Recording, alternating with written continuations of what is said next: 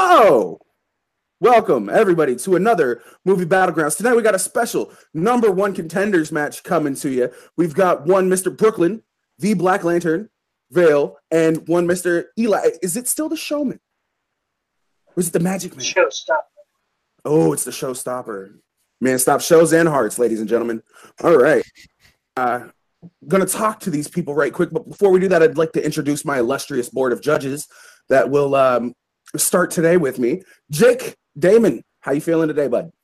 Feeling pretty good. First time in the judge's chair, so I feel like I have a lot of power tonight. I don't know if I can handle it all, but we'll see how it goes. Don't let it go to your head. That's all I'm saying. It can't afford to get much bigger. Whatever you say, man. And next up, no, I joke, I kid. Next up, we've got another new face. I haven't seen him, at least personally. Doug Castle's here. Doug, how you feeling tonight? I'm feeling fantastic. I'm excited to see this Battle of Titans, this epic match. I've judged one match. I've been in a match. I know the both hot seats, how they work. I'm excited for tonight. Very nice, very nice. Now we'll shoot over to our contestants. We're actually going to start with we'll start with Eli, because he's the last match that I saw, and it was an amazing match. Eli, how are you feeling about facing Brooklyn tonight, bud? I'm feeling confident. I'm feeling like I'm ready to continue to prove my movie debate skills, because I feel like I'm one of the people that the other competitors underestimate. Though I am 2-0, I feel like when you look at this matchup, I am considered the underdog, and I want to prove to everyone that I am not an underdog. I want to prove to people that I am very good at what I do. All right. This is very true. And Brooklyn, how are you feeling about tonight, buddy? You look determined. It's been a hot minute since I've been on Battleground. Last match I had was RJ, and that was back in the one-judge system, Jeremy Adams hosting. But since between matches, I've run 2 debate leagues. I run Dance Off over at Jukebox. I run Nerdgasm on Multiplex. So I've judged and hosted a fair share of matches. So I've gained an ability to sort of sniff out bullshit whenever I hear it. Eli is not a competitor to be underestimated. His match with UJ is actually my all-time, or my personal favorite Nerdgasm match. Super close. So yeah, I did my prep work. I did my studying, and I'm really excited for this match. I think it's going to be close. Always remember, Dumbledore is a garbage person, and I can't wait to see you two fight it out today. All right, so let's get into the rules so we can get into this. So as we all know, it's the first person to 3 points wins. The main round consists of 3 questions where each players get a 90-second opening statement before going at each other for 5 minutes. Then both will get a 60-second closing argument section. So you also have an extension. So if you ask for a 1-minute extension at the beginning of the question, instead of it being 5 minutes, you'll get we've kind of tried to streamline the process down a little bit just to make it a little bit smoother and get us out of here before we reach like a 2-hour mark. Remember, no filibustering. Don't be a dick. Talk, but try not to shout over each other. Give each other equal time before one of the judges has to step in. Does everybody understand? All right. So let's just get into this, guys. Your first question is, what is the best Tim Burton, Johnny Depp collaboration? And we will start with Brooklyn. You get 90 seconds as soon as you start talking. So the one thing I think that a lot of people forget about Tim Burton is how well he thrives in musicals.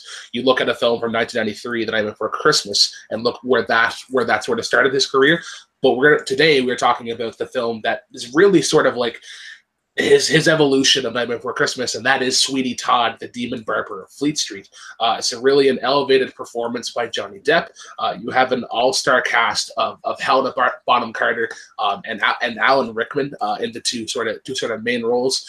It's a film of revenge, it's a film of love and lust, and there's some really twisted sort of gore elements there. And I believe it's that Tim Burton idealism of like neo-German expressionism, and it's that color palette, and it's that general feeling of just gloom with this underbelly of sort of like love and hope that really shines, and why Sweeney Todd is the better of the Johnny Depp Tim Burton collaborations. All right.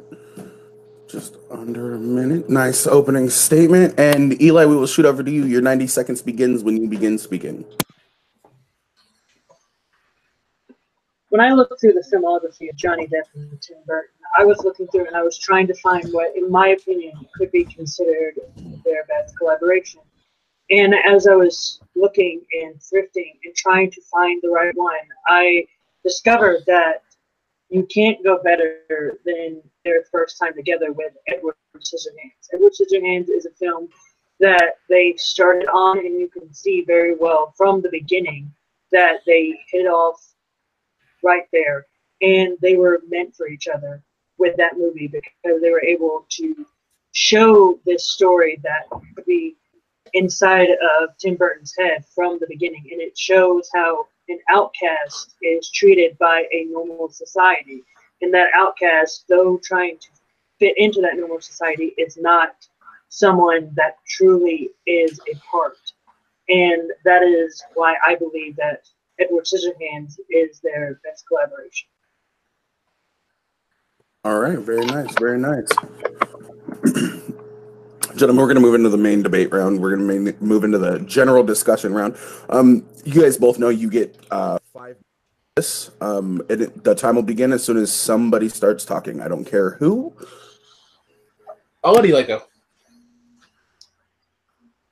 When you say Sweeney Todd, the Demon Barber of Fleet Street, though that is a good movie, it has been done better on theater, not by Tim Burton or Johnny Depp. The main version of Sweeney Todd, the Demon Barber of Fleet Street that I adore and love so much is the TV movie done in 1982, starring George Hearn and Angela Lansbury, which shows that that is truly what it is, a great Sweeney Todd interpretation, because it was on stage first, and it's been done better on stage. I don't believe it was done great by Tim Burton. When I think of Edward Scissorhands, I believe that's a better use of both Tim Burton and Johnny Depp working together because of how great they worked from the beginning. So while Tim Burton and Johnny Depp worked on this TV movie, this Broadway musical adaptation of Sweeney Todd, which is irrelevant to the point in general, Johnny Depp's character of Sweeney Todd really has an arc where it starts off of him being sort of like revengeful and gloom and whatnot, and he's really just trying to find his wife. But then you see the way that he goes on and the way he continues, he really gets gory, he gets really violent. Like you see in the end scene, whenever he kills Judge Turpin, it's no longer about being clean. It's this emotional response. The problem that I have with Edward Scissorhands is that I feel like when they went into the casting room, they're like, all right, Johnny Depp, what we want you to do is we want you to have very minimal dialogue. We want you to make 3 faces. I want confused, I want focused, I want angry. You can do that and just be in like essentially a suburban interpretation of Frankenstein. You're set. He doesn't really do a lot of the heavy lifting. That's really for Winona Ryder and for Vincent Price. He's just sort of like the pivot point and the turning. It's not his best collaboration with Tim Burton. There are certainly better, like Sweeney Todd. But you're obviously ignoring the fact that Edward Scissorhands also has a character development with Edward Scissorhands trying to be a part of this society and believing that he can be a part of this society, but ultimately realizing in the end that he can't be a part of this society. And that's a character development right there. For Sweeney Todd, you talk about, sure, you can say we can ignore the Broadway production, but you can't, because it's the same thing. It's the same characters and it's the same story arc, but it's been done better by George Hearn. And that's exactly the thing. And also when you look at Sweeney Todd, I believe there are other characters that shine above Johnny Depp himself. I believe Helena Bonham Carter shines above Johnny Depp, and I think that's what you really need to focus, and that's something that needs to be addressed, because the thing that is addressed, the question is, what is the best Tim Burton Johnny Depp collaboration? And if Johnny Depp is really not the best character in this collaboration, then I feel like that's a moot point, because I believe that Johnny Depp and Edward Scissorhands is one of the best characters. He's the one, when everyone thinks of that movie, he's the first character everyone thinks of. So when you're talking about a character arc, you're literally talking about, oh, I want to hold Winona Ryder and I don't know what to do. And Winona Ryder literally comes in, just lift your arms up and it will hold you. It's these things that can be easily sort of corrected, and it's stuff that's just kind of overlooked and it's kind of dumb. I think the thing that holds Edward Scissorhands so high in today's society is because Johnny Depp, it's a new role for him. He was done as a teenage heartthrob, and it's like, oh, he's on a teenage heartthrob in this movie. He plays a silent character. He plays like this silent character. This is clearly one of his best performances because it's not what we're used to seeing him doing. This could have easily been, like, for Sweeney Todd, this could have easily been just another Alice in Wonderland, like with the Mad Hatter. This could have been another Charlie and the Chocolate Factory, but he really elevated. Johnny Depp showed that he can sing. Like that's something that you don't really think about with Johnny Depp is musicals, and he was able to flourish in this, like the different songs and the way that the songs have different interpretations. You look at like Johanna and like the duets that they have, but like Pretty Woman, him and Alan Rickman in that chair, and just the way that they flow and twist and whatnot. Like you say that Johnny Depp isn't the best character in the film. I fully disagree. He has so many different points to go to, whether it's with Helena Bonham Carter, having the love and the twist, and then working alongside Judge Turpin as this villain who raped his former wife and is now trying to get after his long estranged daughter. There's something about him that you can follow along with, whereas Edward Scissorhands is like, you're interesting, but I want to know more about your other characters, like Vincent Price, like Winona Ryder. I think it's interesting that you're saying it was Sweeney Todd that made everyone go, oh, he can sing. No, everyone knew he can sing before that movie. And I really do. You mentioned, like, at this point, Johnny Depp was known for putting on makeup and making crazy characters. So I believe that takes away. Time. Thank you very much, gentlemen. That was our main round. We will move into closings. Remember, you get 60 seconds for your closing now. We started with Brooklyn, so we will start with Eli. Eli, 60 seconds when you begin talking. I believe that Sweeney Todd, the Demon Barber of Fleet Street, is not the greatest Tim Burton Johnny Depp collaboration, because that movie in particular has been done better on stage. Whenever I see the movie, I just think to myself, wow, this story that I love is not resonating with me because it's been done better on stage. Whenever you look at Edward Scissorhands, you believe the emotion that Edward has, and you see the character develop into a complete outcast that really wants to be a part of everything, to the outcast that understands, oh, I can't be together. And I believe his relationship with Winona Ryder is something that really, truly works in the film. And even the antagonistic relationship he has with Anthony Michael Hall is something that's really outstanding whenever you see a character like Anthony Michael Hall also go outside of the norm, because he's always been known as the geek, and here he is playing the jock that everyone is running up against, but the audience is like, wow, he should not be the person that Winona Ryder gets with. All right. Very nice closing argument. Brooklyn, we will go over to you. Your 60 seconds starts when you start talking. So while my opponent relies on a previous iteration of Sweeney Todd, that is a Broadway musical TV movie, that is without question. The question is, what is the best Tim Burton Johnny Depp collaboration? And the answer to that is Sweeney Todd. You look at the character arc that Sweeney Todd has something of love, and it turns into betrayal and the violence and the gore, and it's really expressed in Tim Burton. Edward Scissorhands is really something that is just it's people love it because it's different from what Johnny Depp used to do. I also want my judges to know that he literally picked apart nothing from Sweeney Todd. The only thing that I heard from him from the actual movie of Sweeney Todd is that, oh yeah, Johnny Depp isn't really the best character. I think Helena Bonham Carter is. So let that stick into your mind. Are you yielding the rest of your time? Yeah, I'm good. Okay. All right. That is question number 1 in the books. Now we're going to move on to the judges. Jake, you've never led me wrong before. Let me hear what you got, bro. All right, so this was a very interesting round. It was fun to listen to both of these movies being fought for and against, depending on who you were. I think Brooklyn had some interesting points about how the Johnny Depp has a better arc in his movie, and how it was just, I don't know, it was just it was different, but it showcased how how good of a singer he was, and the different the actors he bounce off in the movie. And Eli had some good points too. He said that his movie really showed how Tim Burton and Johnny Depp were meant for each other in his movie. How he's seen better movies than, or better iterations of Sweeney Todd in other movies and on theater before. That was a good argument against it.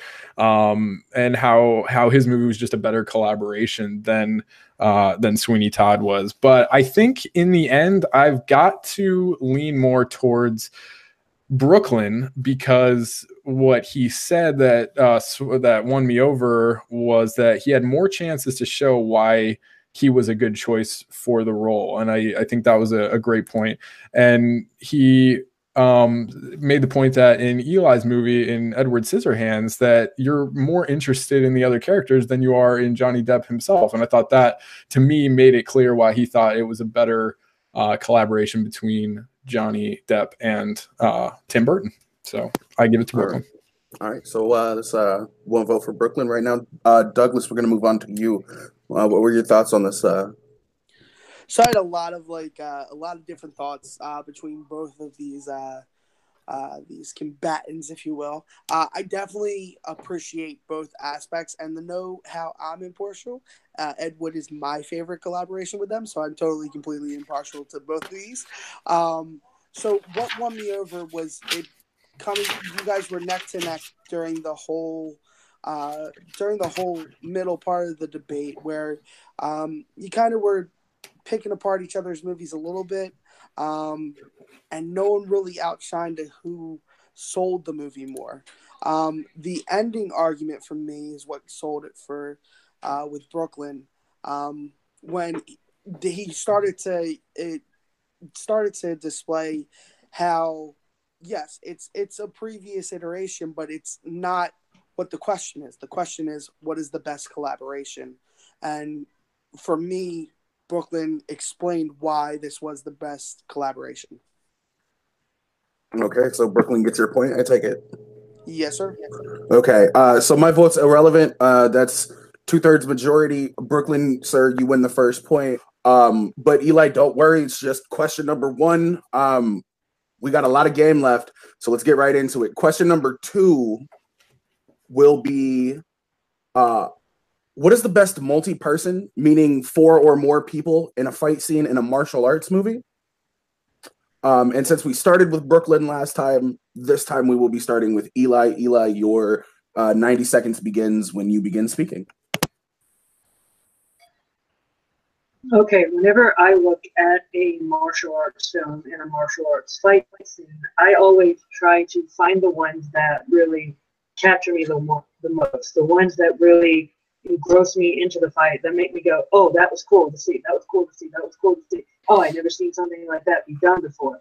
And whenever I was thinking and searching through the martial arts movies, there was only one fight scene that I really picked out, and that was the ladder fight scene in Jackie Chan First Strike. And it's a fight scene that probably a lot of people don't know about, but it's Jackie Chan doing an entire fight in this big building where they even have to go up an entire, literally going up to a different level to continue a fight. It starts out on the ground where people are just swarming him. He's having to catch chairs. He's throwing chairs back. He's kicking tables. He's doing everything he can to avoid the fight, but still fighting. And then when they get to the second level, they have the bad guys. They have six, and they're fighting off But then ultimately Jackie Chan, he gets a ladder, picks it up, and then he's just using it. And even when it's collapsed like this, he finds ways to still use it by opening it, using when he opens it as the attack, and then floating it back to the collapse, and then still fighting with it. And it's very innovative, and it's very cool to see, and it's very fun to see. Whenever I see an martial arts fight scene, I want to have fun, and I want to have fun when I'm watching it. So the ladder fight scene in Jackie Chan First Strike is my choice. All right. So we've got the ladder fight scene. Brooklyn, grace us with your choice, sir. 90 seconds when you start talking.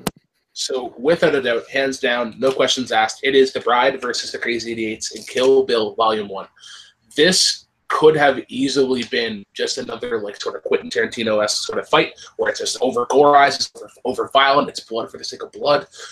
There's tension. There's tension in this. There's different levels to this fight.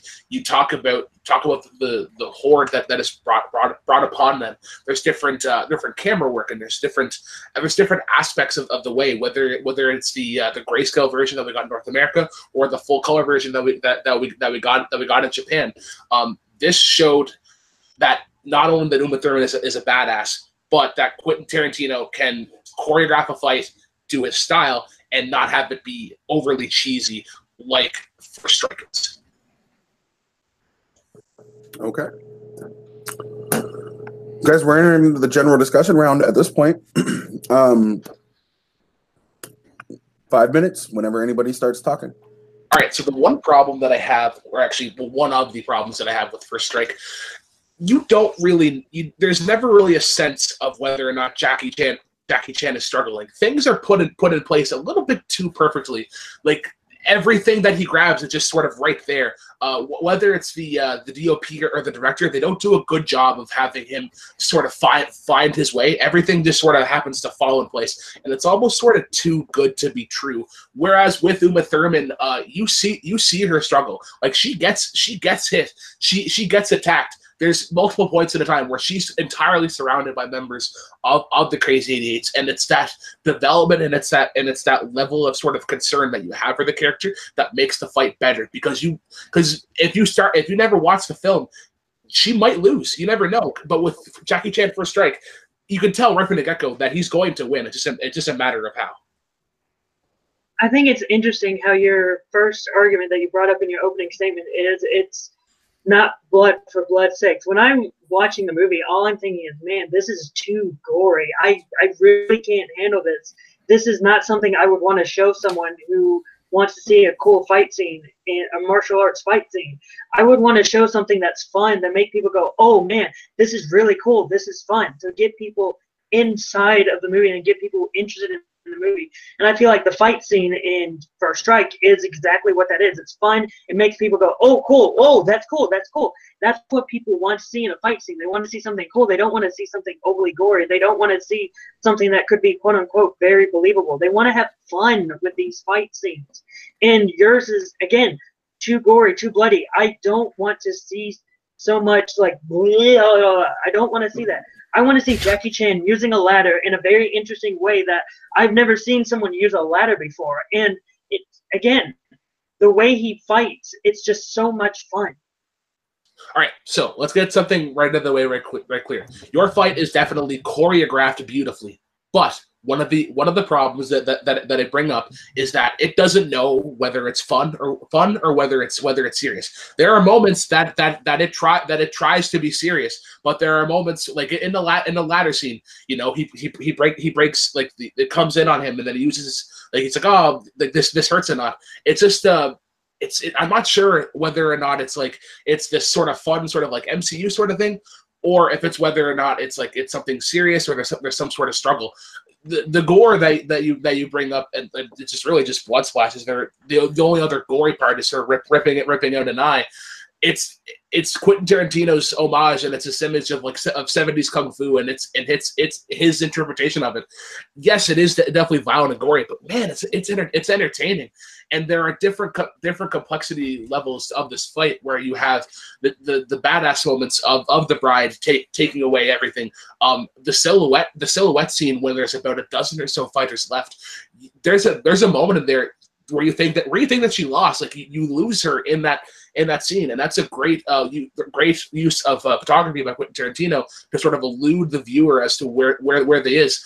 Also, the younger member of Crazy Eights in the fight, she could have easily killed him, but no, she does the smart and justifiable thing of slapping him in the tush with the sword. What are you doing with the Yakuza? Go to your mother. It's an interesting turn on a fight scene that nobody expects, and that's what I love about this fight is that it takes multiple turns, whereas yours is very linear, and it's very forthcoming and it's very predictable.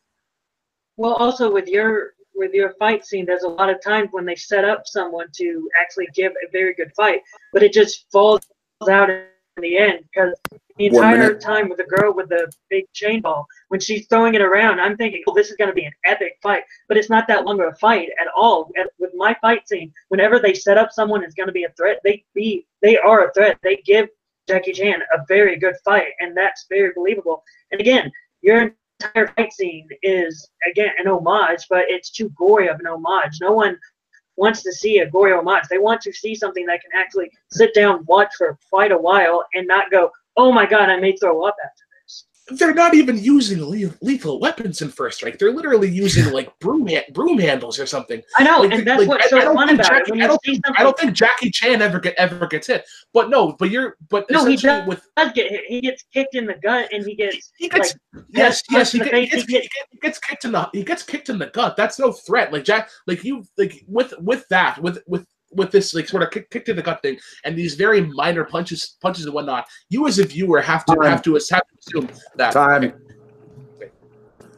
Thank you for respecting that. I know you hate it when people do that to you. I appreciate you. So we will go into closings. We got 60 seconds. Eli started this one off.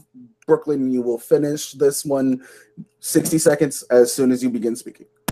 So while my opponent relies on a well choreographed fight, I will not lie on that.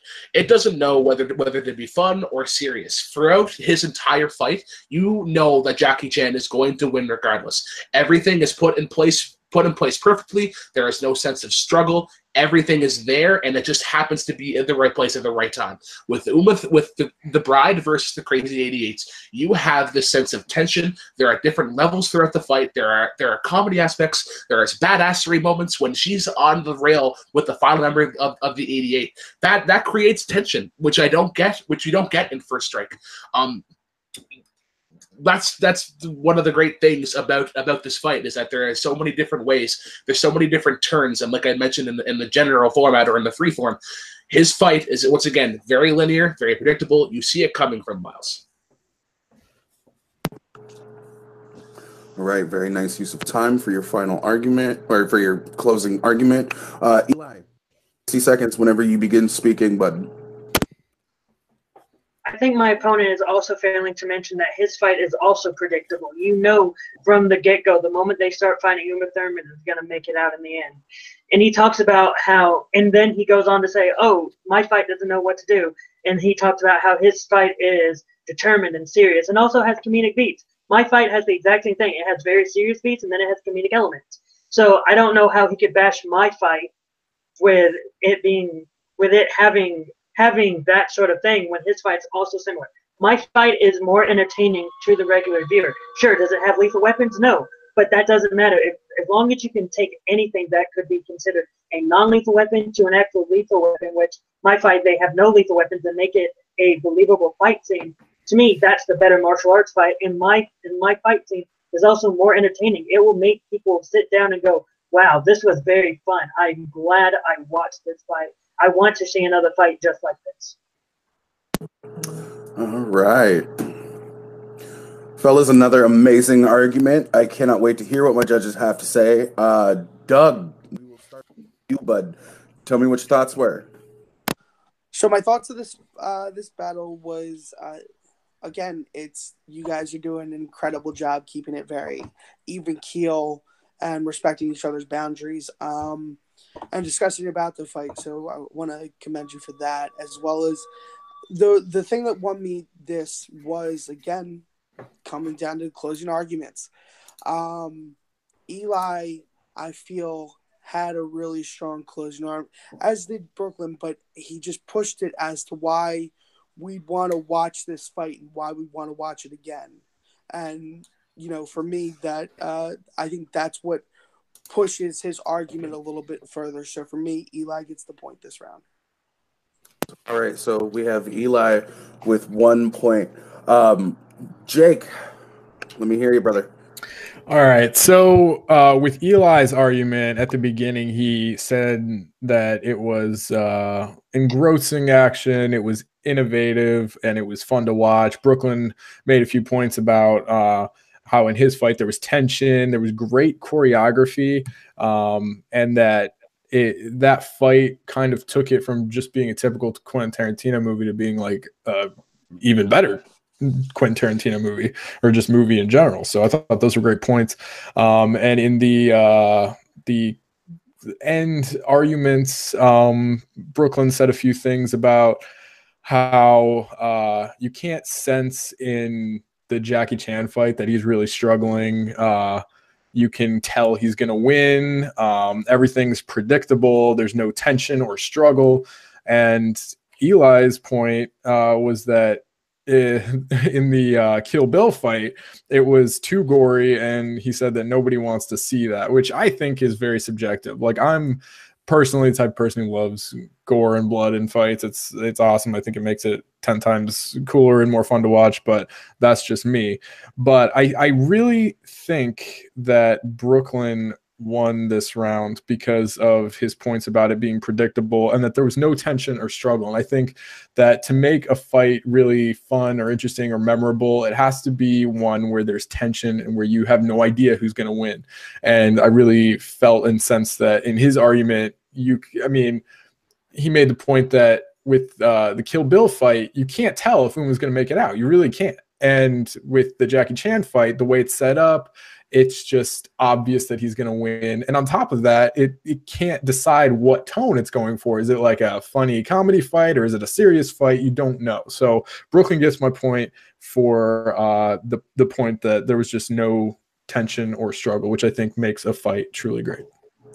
I truly hate the both of you right now for putting me in the middle. No, they both made excellent points during their arguments. And the free form, what really did it for me was Eli legitimately said in his closing arguments, you call mine predictable, you know she's going to walk away with the W there. Just to counter a little bit of what you said, his fight is too comedic. Jackie Chan's fight was too comedic.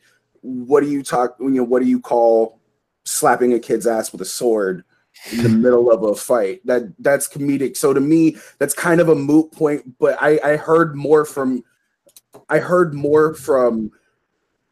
Brooklyn why it was good on camera, why it looks pretty. But I heard more about what made it a good fight from Eli. And for that reason alone, I have to go with Eli.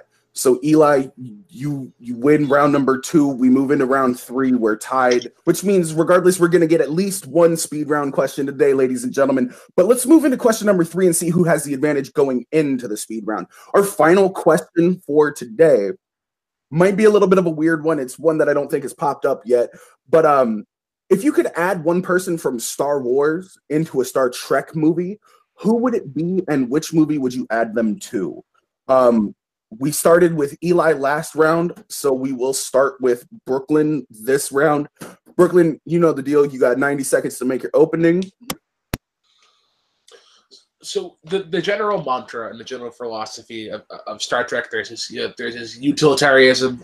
It is the needs of the many outweigh the needs of the few. It's very, very strategical, and it's very conflict heavy. There's a lot of thought-provoking conversation, and I think the character from Star Wars that best interprets that sort of philosophy is Princess Leia. I would add her to Star Trek: The Motion Picture. One of the biggest complaints about Star Trek: The Motion Picture is that, gee golly, it's long. And I think she would be that aspect to sort of drive along, especially where she is in the OG trilogy. She is sort of young and sort of naive, and one of the great things about Princess Leia is that she could actually grow along with the series and literally just follow the arc that she followed in Star Wars. Somebody who's young and naive and sort of makes irrational emotional decisions, but later on could be somewhat of a wise civil sort of commander type. The rest of my case. All right. All right. Very nice opening statement. Eli, you know the deal, bud. Whenever I'm looking at the Star Wars characters for this question in particular, I'm always thinking of what could do best for the particular movie. And whenever I was looking at the Wrath of Khan, I was looking at, oh, they got themselves in a lot of pickles where they may need some assistance right there that need to know how to get into a computer, who may need to understand what a computer is doing, and may need to help them ultimately save the day without any lives being lost. And I was thinking, oh, R2-D2 would be the best character to help them in Star Trek: The Wrath of Khan, because they are in a lot of pickles in that movie, and I believe R2-D2 could be the one character to save a lot of their skins. And that's my time. All right. Both going with the strategy of not using the full 90 seconds. Let's see if that helps them out. We will start the freeform. Gentlemen, if you will, 5 minutes when one of you begins talking. All right, so there's a lot of problems with yours. You're essentially looking for a bailout piece in an already classic movie. R2-D2 as well. If you have R2-D2, you need C-3PO. It's their chemistry, and it's how they work together that made them thrive in Star Wars. Nobody goes to simply just R2-D2 in the Star Wars thing. The point that I brought up before is that how R2-D2 is essentially a bailout. That's essentially what it is, because it's essentially like, oh, we don't know what to do here. Let's use technology. Whereas in Star Trek, they don't rely on technology. That's why there's so many people on board. It's a collective mind, and it's a very thought-provoking film. Whereas you're sort of if you're adding R2-D2 to Star Trek II: The Wrath of Khan, you're essentially just dumbing down things, and you're making things very modernized and very technological. Oh, we'll just rely on technology to save the day, rather than just coming together as a group to solve the problem. Well, I find it interesting that you're using Princess Leia, and you're basically saying, hey, we're going to put Princess Leia here, and she's going to go on the exact same arc that we saw in Star Wars. I don't want to see one character go through a similar arc in this one film. I want to see, if I'm going to put a Star Wars character in a Star Trek film, I want to see them used differently for character-wise. I want to see them as a character go through a different arc. R2-D2 I'm putting in there because I believe there are a lot of times that they could have been saved. And for the main example that I'm going to use, Spock, if R2-D2 was there, Spock wouldn't have had to die. Spock would be able to live on, and R2-D2 could have easily saved the day with the reactor, and you have Spock to continue on. And with Leia being in the motion picture, you're just continuing on with a very popular character, but putting her in a boring movie that really wouldn't even be helped by Leia. So you would just be another character being wasted in this boring movie. You saying that she would be wasted is literally the furthest thing from the truth.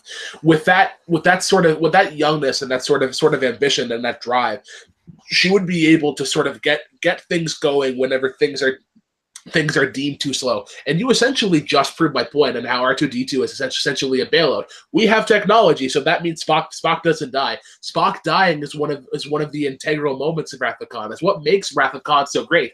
And you talk about a Princess Leia having literally the exact same character arc in Star Wars. If it ain't broke, don't fix it.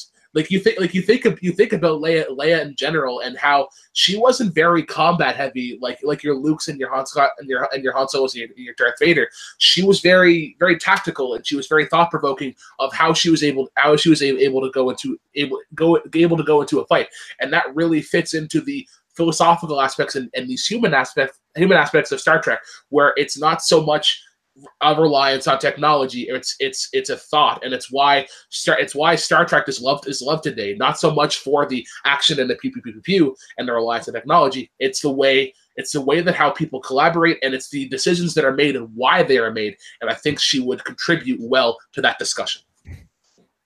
And going back to a previous point that you brought up about R2-D2 needing a C-3PO, no, you don't need C-3PO. You can have Spock be that character that is C-3PO that can be like, hey, you bucket of bolts, don't try that. And I think that could be very good for Spock's character to work with something and be the antithesis of, oh, I am a flesh, you are a robot, let's try to work together. And again, you say if it ain't broke, don't fix it. Well, I want to change it. I want the character to be something new. I want the character to be something different. And that's why I think Leia would not work in Star Trek, because her arc would be essentially the same. And I want to see a character that would bring something different to the table of Star Trek. I don't want to see something similar. I want to see something different.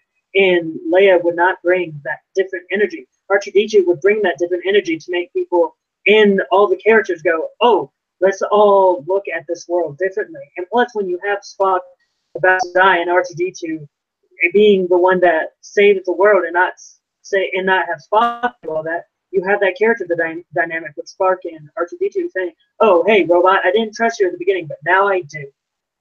Yes, because every Star Trek fan said, yeah, Spock definitely needs a sidekick. No, nobody ever said Spock needs a sidekick. One of the great things about Spock is that he can be an individual. He's very solitary. He doesn't rely on people. He doesn't have his sort of buddy, this number two to sort of thrive on things. And essentially, what you're doing with R2-D2 adding Wrath of Khan, you're essentially giving him the Thor. Okay. Whew. That right there is heavy. Let's get into closing arguments here. We started off with Brooklyn, so we're going to go to Eli first for his 60 seconds worth of closing. Eli, wrap it up a nice little bow. Tell us everything we need to know. Putting Leia in Star Trek and saying, oh, she's going to go through the exact same character arc is something that should not even be put as a good argument, because when you introduce a Star Wars character into Star Trek, you want to see what changes in Star Trek. You want to see what's different in Star Trek. And seeing something that's the same is boring. And I don't want to see that. I put R2-D2 into Wrath of Khan so I could see the story change, so I could see something new. And that's exactly what I would say. And also saying that Spock is a solitary character is also false, because he's best friends with Bones and Kirk. Saying he's solitary is not true whatsoever in the slightest. And seeing how Spock, someone that's flesh, who would originally in the beginning disagree with the robot, but then by the end of the story seems like, oh, I trust you, robot, is an interesting character development and character arc. Seeing Leia go through the same character arc she did in Star Wars would be very boring and something I don't want to see. I want to see something new when you put Star Wars in Star Trek. And R2-D2 in Star Trek is new and it's different and it's fresh. Time. Very nice closing argument. Brooklyn, you know what I'm looking for from you. As soon as you start speaking, 60 seconds. So while my opponent relies on essentially saying, oh, Leia's just going to do the exact same thing in Star Trek. Exactly. That's exactly what I'm saying. It's because Princess Leia fits into the general philosophy, the general mantra of Star Trek, that it's not action and violence heavy. It's about conflict and figuring out what the best way to handle that conflict is. With Eli's argument, once again, you are adding R2-D2 to an already flawless film. You're using him as a technological bailout, and essentially what you're doing is you're doing the Thor Ragnarok treatment. Hi, so we have these really serious moments, but we want to add in some humor. Do you think R2-D2 would be a good fit into Wrath of Khan, easily considered one of the best Star Trek movies of the franchise? No, that's not going to work, because it undermines that tension, it undermines that emotion. The death of Spock, if R2-D2's there, it doesn't mean as much as it is. It's not a pinnacle moment of the Star Trek franchise, because you're essentially using R2 to change Star Trek for the worse. Oof. Okay. Dang. We'll start. Yeah. Damn. This is what I was looking for, though. This is rough. This is tough. So I will start this one off. I will put myself in that place of pressure. There were incredible arguments from both sides when it came to this question. Personally, though, even with the Thor Ragnarok hit that Brooklyn laid down, I'm literally gonna have to go with Eli, because I didn't hear I heard a lot of it's the same story, and I heard Brooklyn repeat that, but not give too much of a reason why R2-D2's bad other than a bailout. But taking my own feelings out of his statements, I heard more about why R2-D2 better addition to a Star Trek movie than Princess Leia would. Jake, we're gonna run over to you just because you made that face. All right, so this was an incredible fight, and I loved picturing both of these. By the way, I would love to see what Princess Leia would be like in Star Trek: The Motion Picture, and same with R2 in Wrath of Khan, just because I'm a nerd and that's what I want to see. But so opening statements. Brooklyn said that Princess Leia in Star Trek: The Motion Picture, she would grow along with the series. I like that. She fits the bill of a character that would be in that movie, you know. He said that she's philosophical, and she would bring that human element that you expect from Star Trek to the movie. And Eli said that R2 in The Wrath of Khan would be a great assistant. He would save their skins all the time. And then Brooklyn said that R2 kind of works best with C-3PO. He said R2 is just a bailout. Star Trek doesn't rely on tech as much as it does the characters in the show.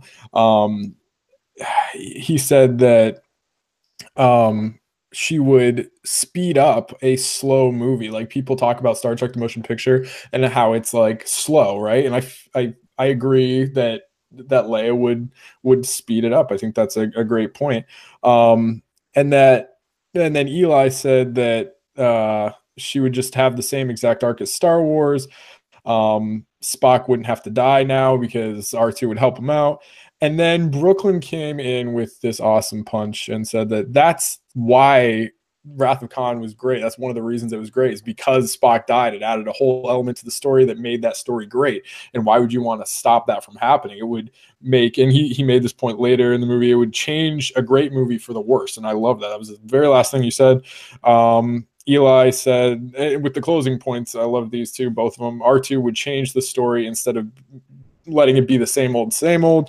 And then Brooklyn said, Princess Leia fits better and is philosophical and human, and R2 is just a technological bailout. So I've got to go, Eli. You probably think I hate you and I'm biased. I am not at all. I got to go with Brooklyn again, because of, he convinced me that Leia would just fit better in the story, and she's more philosophical and human, and I love both those points.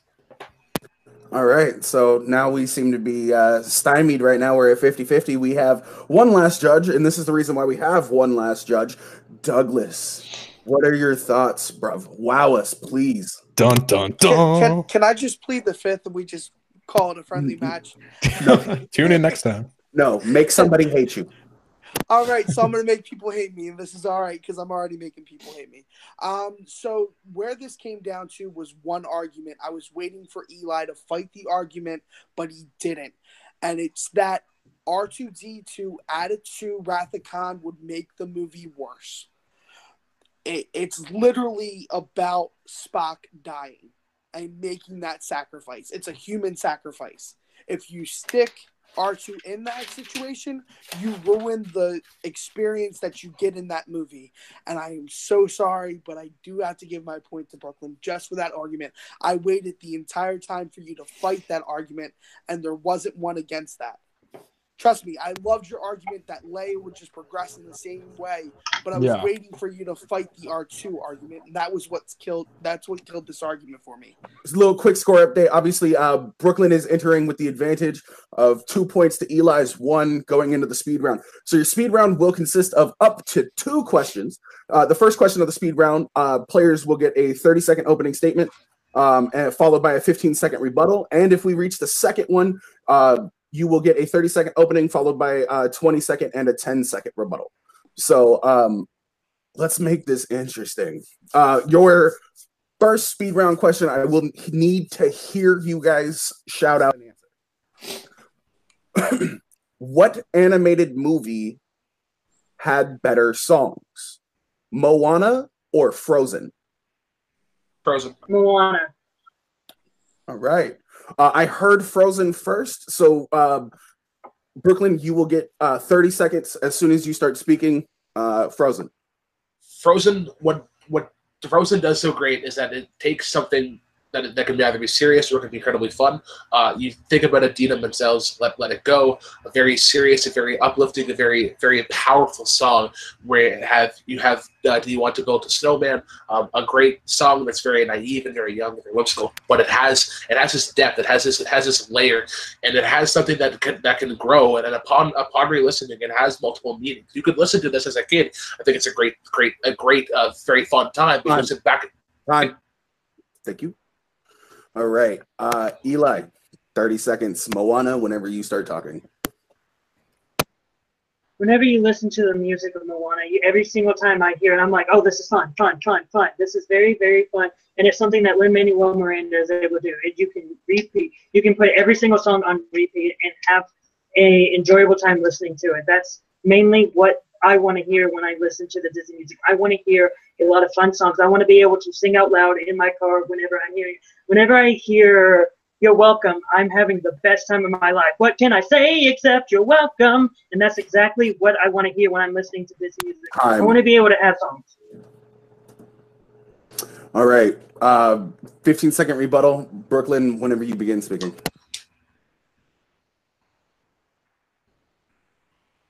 Moana is fun. Moana was fun. "You're Welcome" is a great song. Yeah, it's one dimension. It's one dimensional. It's flat. Yeah, they're great. They're great upbeat songs, but they don't have the depth that Frozen does. You'd be surprised at how dark Frozen is when we have songs like Let It. Oh, wow, that's quick. Yeah, 15 seconds flies right by, doesn't it? It does as never. Eli, 15. As soon as you begin talking about. If you listen to all the Frozen songs, they're very cookie cutter. I can put them in any other Disney movie, and I can listen to. I can put them in Cinderella, I can put them in Sleeping Beauty, and I can put them in Snow White. When you listen to the Moana soundtrack, you can't put them anywhere else. Lin-Manuel Miranda makes them very original for the one movie that you're listening to, and Moana is the only musical. 15 seconds. I wish I had another 5 seconds. All right, man. So we're gonna shoot back around again. And Jake, bless us. All right. Well, automatically, Brooklyn gets -1 point from me because he mispronounced Idina Menzel's name. It's actually Adele Dazeem, but whatever. But I will say that he had a good point with Moana. He said it was one-dimensional, not as much depth as Frozen. And then he said that Frozen is dark, and man, that does not sound fun to me. Eli, though, he said that the songs were fun. Okay, and this is like, which Disney movie has the best songs? And when I think Disney, I think fun. And Eli was like, it's fun. You want to play every song on repeat, like every song. And I know there's songs in Frozen that I don't want to play on repeat. And that you want to sing it out loud, and that Moana songs are more unique, whereas Frozen songs, you can almost insert them into any other Disney movie and, not really tell the difference. So just because of that point, I'm going to give Eli the point. Very nice. Very nice. All right. Douglas, please grace us with your. I'm going to keep this one short and sweet because I know we're on the speed round. And so what I was waiting for the counter argument is exactly what was brought up with that Disney songs are fun. That's when you listen to any Disney musical, whether it be Hercules, Aladdin, anything like that, their songs get you uplifted and have fun with them. So I would have to go and give my point to it, Eli. So, and the last question in the speed round, now that we're tied up, pressure's on, gentlemen. Is another one I'm going to need to hear you guys yell it out. What's the better Natalie Portman performance? V for Vendetta or The Professional? V for Vendetta. Oh, I'm gonna go. Yeah, I'm gonna go to my judges. Jake, who did you hear first? I heard and saw Brooklyn just by a hair. Okay. I heard and saw Brooklyn. Doug? Same. I heard and saw. I heard and saw Brooklyn first. Okay, so Brooklyn gets V for Vendetta. Eli, you will be stuck with The Professional. Again, Brooklyn, we heard you first, so you will begin. You get this is the last speed round, so you will get a 30-second, a 20-second, and a 10-second. All right. 30 seconds when you begin.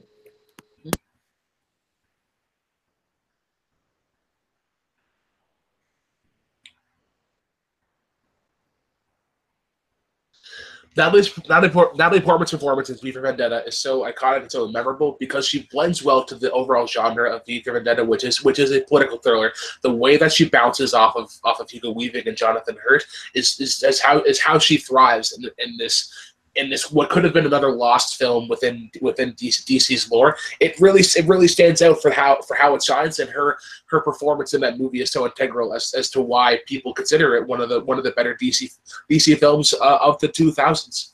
Time. Very nice. Spot on. Eli. Even at such a young age, and Natalie Portman was able to show her acting range that not many people believe that she could show. In Leon the Professional, she was able to show multi-layers. She was able to show happiness, sadness, like how someone can feel anger and how someone can feel joy for one person that probably could not have any other young actress could have been able to bring that Natalie Portman was able to bring. She also has great rapport with Jean Reno and with Gary Oldman, and I believe this is why Leon the Professional is her best performance. Okay. Now we're going to the second of three. Brooklyn, you get 20 seconds. So you're essentially saying that, because Natalie Portman is younger and not as experienced of an actor, and she gives a better performance. That is incorrect. That is like saying a child, if they make really good cookies, then they're better than a chef's cookies. Natalie Portman is a more experienced actor in V for Vendetta, and it shows. Well, yes, she's not a young, naive character like she is in the Professional. Okay. All right. Eli, 20 seconds whenever you begin talking. At 12 years old, you're able to show how great you're an actor, then that shows that you're going to be a great actor in the future. And this is where you show. In V for Vendetta, she's acting against someone in a voice that's not really there because Hugo Weaving's in an announce booth. In the Leon Professional, she's able to show her chemistry with Jean Reno and Gary Oldman, and that's exactly what sort of performance they showed. And you should be able to have great chemistry with your co-actors. Time. All right. Now, fellas, it's Motormouth time. 10 seconds. 10 seconds.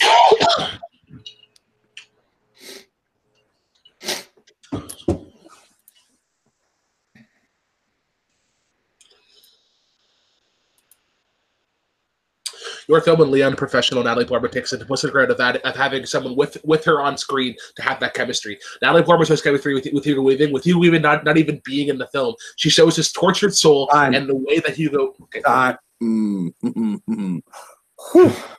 10 seconds is fast, bro. 10 seconds is fast.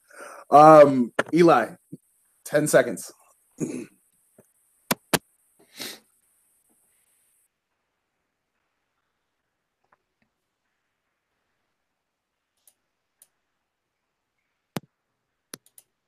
Natalie Portman at her age was able to show that she was a great actor and great chemistry with Jean Reno and Gary Oldman. In your movie, V for Vendetta, she doesn't have great chemistry with someone that's not even there. And she has better chemistry with Stephen Fry than she does with Hugo Weaving because Stephen Fry is actually even there. Wow. Okay. Whew. Hell of a speed round, fellas. Hell of a speed round. Douglas, let me hear what's processing in your head, bud. I don't know what's processing in my head, guys. This speed round was so tough. I think this was the toughest question that was asked today. Toughest fought, toughest question. What definitely got my point was the fact is that Natalie Portman acted with nobody in V for Vendetta. She had no way to do that, and she still brought this character to life. And Brooklyn said that best. I'm going to keep this short so Brooklyn gets my point. Very nice. Very nice. Jake, let's see what you've deconstructed out of all of that. This was great. This was great. And, I have to – oh, my gosh. Okay. Brooklyn said She lends well to political thrillers. Her performance is integral to what makes it stand out as a movie.